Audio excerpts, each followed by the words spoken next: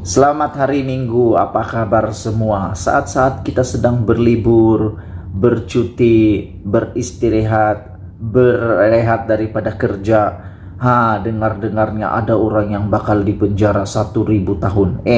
Kalau 1.000 tahun itu bagus sangat tuh. Tapi yang kita dengar, dia hanya bakal dipenjara 30 tahun.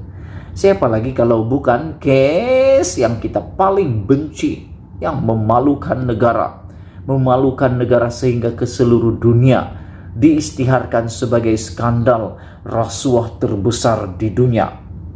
Penyangak-penyangaknya luar biasa, bukan sekadar penyangak tetapi perompak nomor 1, perompak yang terkenal yang telah mengaut keuntungan berbilion-bilion ringgit Malaysia.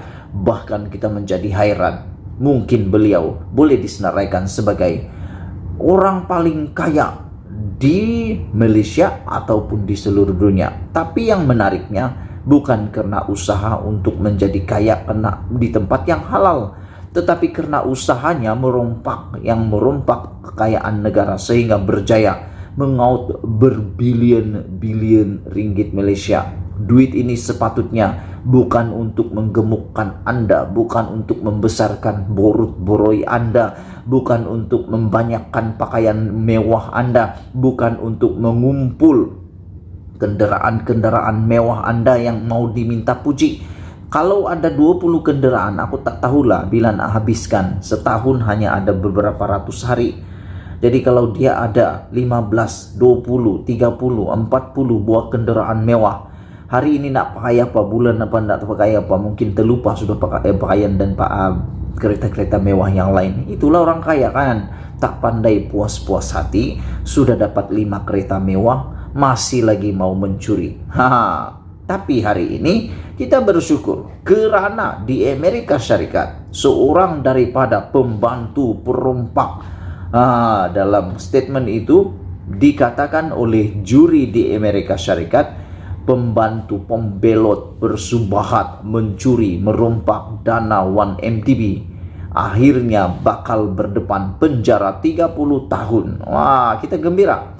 30 tahun itu cukuplah. Kalau dia sudah berumur 50 tahun, waktu penjara 30 tahun tambahannya, dia sudah berumur 80 tahun. Keluar nanti 80 tahun, nak buat apa lagi dengan duit? Anda tak perlu duit lagi, bosku. Kau hanya perlu masa. Jadi duit yang dicuri itu nak buat apa lagi? Sudahlah, kalaulah tak sempat disita. Hari ini juri di Amerika Syarikat mengatakan bahwa case 1MDB, skandal terbesar rasuah di dunia, dikatakan oleh juri peguam Amerika Syarikat mengatakan bahwa sabitan Roger Ng adalah satu kemenangan buat rakyat Malaysia. Yes, aku setuju dengan statement daripada peguam Amerika Syarikat ini. Aku setuju dengan apa yang dia cakap ini. Ini orang-orang yang selalu dikatakan oleh orang-orang Malaysia. Ada juga orang cakap bahwa orang-orang Amerika Syarikat ini kafir. Kafir kononnya, kafir apabila sebut saja Amerika Syarikat selalu disebut kafir dan kafir dan kafir dan kafir dan sebagainya, Yahudi dan sebagainya. Tapi dengar apa yang dicakap oleh mereka ini. Roger Ng disabitkan bersalah, bakal berdepan 30 tahun penjara. Tetapi orang yang dikatakan dari negara kafir ini pula yang katakan, beliau mengatakan sabitan Roger Ng adalah kemenangan buat rakyat Malaysia daripada peguam Amerika Syarikat. Lihat, orang-orang yang selalu disebut kafir inilah yang telah menyabitkan kesalahan pencuri, penyangap, pembantu merompak uang 1MDB. Tapi kat Malaysia ni ada lagi orang-orang yang menyebut kononnya Amerika Syarikat itu kafir, yang menyebut dan masih lagi menyokong kononnya ini satu fitnah. Tapi lihat, ini bukan lagi satu fitnah pada pendapat saya, karena sudah ada case. Mahkamah kita kena percaya. Nak percaya dengan siapa lagi? Nak percaya dengan air liur orang? Aku lebih percaya mahkamah berbanding air liur orang yang cerita sembang kat kedai kopi yang Anda selalu kata Nazilin Unity ini hanya sembang di kedai kopi saja, tak tahu apa-apa fakta. Tak apalah, aku tak tahu fakta, tapi aku percaya dengan mahkamah. Mahkamah katakan ini satu kemenangan buat rakyat Malaysia apabila sabitan Roger Ng telah ditetapkan dan beliau didapati bersalah kerana telah bersubhat dan membantu untuk mengsonglap dana wang ringgit Malaysia, kata Sabudin. Pesalah penjahat itu yang telah mengsonglap dana kekayaan negara akhirnya menerima balasan bakal berdepan 30 tahun penjara. Aku hairan di Malaysia ini masih lagi ada orang yang menyokong tentang teori fitnah. Apa yang fitnah kalau di Amerika Serikat sudah ada case, sudah ada jatuh hukuman.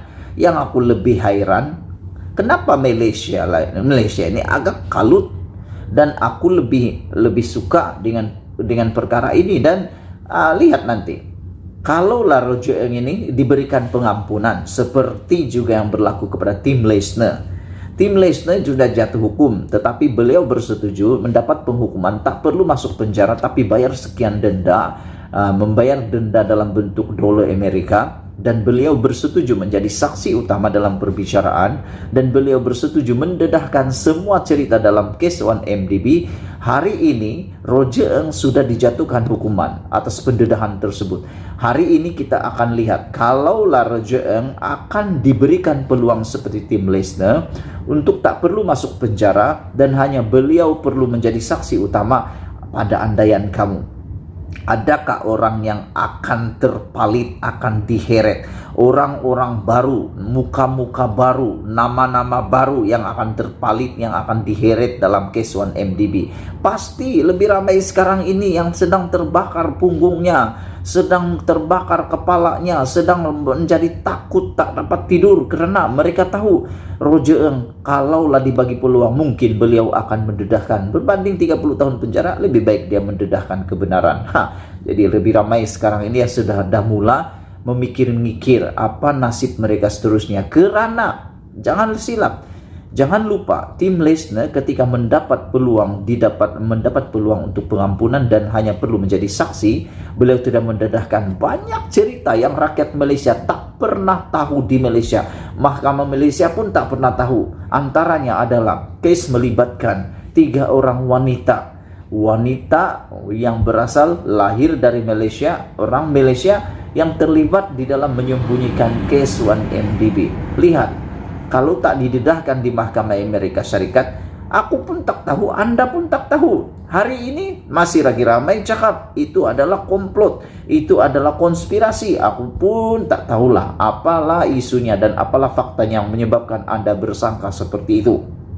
Walau bagaimanapun, kita bersyukur kerana menurut Peguam Amerika Syarikat ini, keputusan berkaitan bekas pegawai bank Goldman Sachs Roger Ng Chong Wah yang didapati bersalah di Amerika Syarikat disifatkan Peguam sebagai bukan sahaja kemenangan dalam menegakkan kedaulatan undang-undang, tetapi juga buat kemenangan buat rakyat Malaysia yang sepatutnya menerima manfaat daripada dana 1MDB, kata Peguam ini. Peguam Brown Peace berkata defendant Roger Ng dan kroninya, lihat ada kroninya, melihat 1MDB bukan sebagai satu entiti yang boleh membantu rakyat Malaysia, tetapi sebagai satu tabung simpanan untuk memperkayakan diri dengan uang yang disalahguna dari dana itu. Jelasnya antara 2012 hingga 2013 Ng menerima lebih daripada AS 35 juta dolar dalam bentuk sogokan untuk peranannya dalam skim mencuri dan mencuci berbilion dolar daripada 1MDB. Ia termasuk dana 1MDB yang dikumpul daripada 2012 dan 2013 melalui transaksi bond dan digunakan bagi wang untuk merasuah. Kurang ajar betul lah kan? Ini memang kurang ajar betul lah. Diguna bagi wang untuk merasuah. Dana dikumpul untuk merasuah. Kau dapat fikir gak tuh? Kau pikirlah sendiri. Ini tak tahulah. Aku rasa inilah perbuatan orang kafir, bukannya negara kafir. Skim ini sangat besar skalanya. Defendant dan konspirator bersamanya menggelapkan berbilion dolar daripada dana itu. Ia adalah pelakuan yang melampau. Ng memperoleh perniagaan yang menguntungkan majikannya dengan merasuah. Tengok nih, Peguam ini kata dengan merasuah pegawai-pegawai kerajaan di Malaysia dan Abu Dhabi, dan ia menunjukkan kerakusan dalam ketamakannya. Seperti yang aku cakap tadi, adakah nama-nama baru? Ya, boleh. Sekian dulu perkongsian kali ini. Jangan lupa tekan butang subscribe, like, dan share. Kita akan tunggu nanti adakah nama-nama baru akan diheret. Nama-nama pegawai-pegawai yang dirasuah di Malaysia dan Abu Dhabi akan diheret keluar oleh Raja Eng selepas ini. Kita jumpa lagi. Bongkar jangan tak bongkar, bongkar sampai terlonde. Ulas jangan tak ulas, ulas sampai ketahuan. Bye-bye.